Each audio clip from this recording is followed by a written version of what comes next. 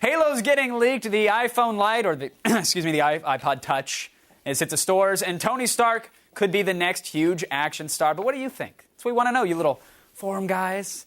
It's time. The audience voices get to be heard. Let's do it. Come on, it's the feedback loop.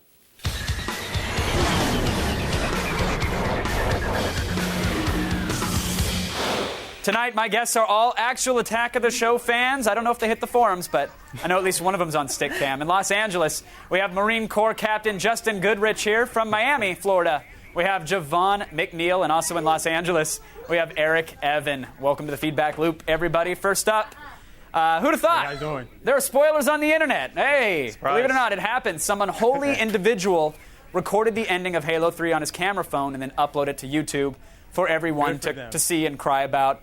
Justin, have you broken down and watched this thing yet? No, I haven't. But it was no surprise. They did the same thing with that whole Harry Potter fiasco. 3 months ago now. True. The internet loves. See, that's what you get on the internet.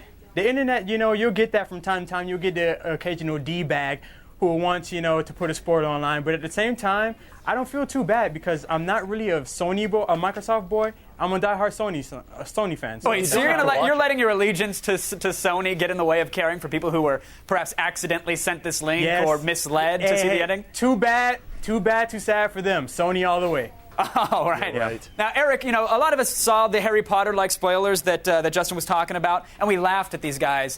Is this like the same thing? Is this on the same level, or is it different since people have to go out of their way to see it? Yeah, I mean, it's not something, for instance, it's not, when the Harry Potter spoilers were on, it was on the news. You have to know about this and you have to go looking for it if you're going to see it. I've been looking forward to this game forever. Really. And wait, did you seek it out, Eric? Did you actually go look at it? I sought it out and looked at it, yeah. Oh, well, okay, no spoilers. Don't ruin it for us. Are we going to be happy? Are we going to be satisfied? Master I don't Chief want to is say black. anything. That's all I have to don't say. want to. You know what? I'm not going to contribute to the whole spoiler thing. I'm not going to say a word. All right, but Javon wants to spoil something, though, real quick. What is it before we move on? Master Chief is chocolate. That's all I'm saying. That's all I'm saying. All right, chocolate fire will rain down. All right, last week, the trailer for Jon Favreau's big screen adaptation of Iron Man was released online, and in it, we get to see Robert Downey Jr. as Tony Stark. He's looking good. Of course, we see the Iron Man suit flying alongside some jets. Javon, we'll start with you. How good does this look? It looks good, right? Beautiful, beyond beautiful. I just sat there, and as Chris Gore would say, I had a total nerdgasm. Robert Downey Jr., perfect Tony Stark. He looks exactly like him. He has the swagger and everything that's going for him that Tony Stark has. So I think this movie is going to be a pretty damn good movie. And after you cleaned off the home row, did you get online to talk about it at all? I mean, the online buzz is through the roof for this thing.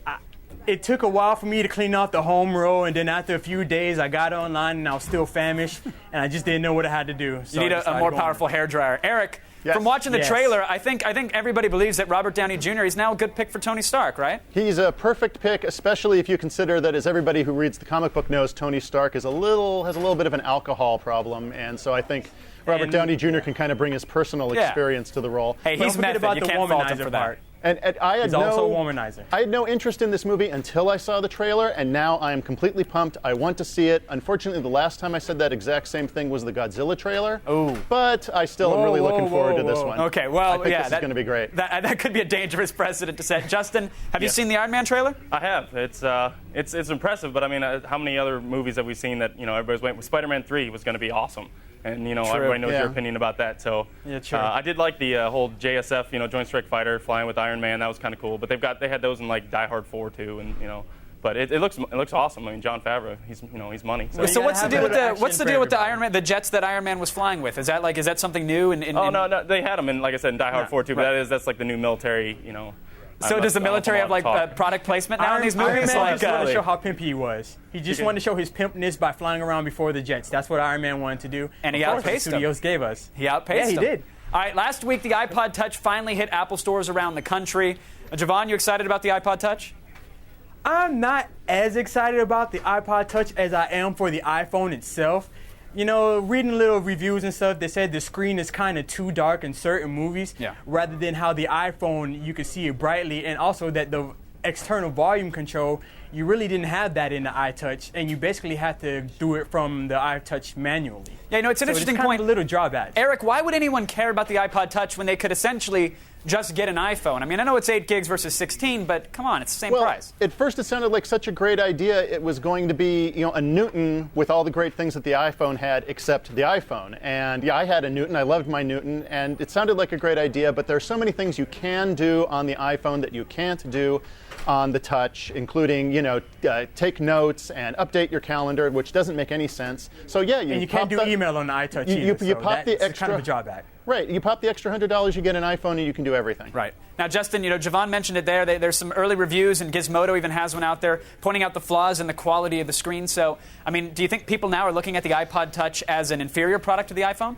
I think everybody's going to, who doesn't want to do the whole AT&T thing is going to do it anyway. But personally, I'm just going to wait. I mean, that's the way with Apple. If you watch Apple at all, you just wait for a few years, and the good stuff's going to come out. There's never a good time to buy an Apple. You just got to wait. I mean, I waited for a couple years before I got my iPod. Now I've got that, and I've got the latest. And Justin, how many hours later after you bought your iPod was a better version released? Yeah. Oh, I think as I got home, they called me and said, "Hey, you just got screwed." Yeah, you're still checking out at the counter, and there's another generation out. Oh, it was great. All right, got to go back and scream for some money. It's always good to hear your guys' opinion. I want to thank you for joining us, Justin, Javon, and Eric. Thank you guys for keeping us in the loop. And if you guys want to get involved and be on the show, go to g4tv.com/VVM, and that's where you can send us video viewer mails. You can chat with us on Stickcam during the breaks. It's all there.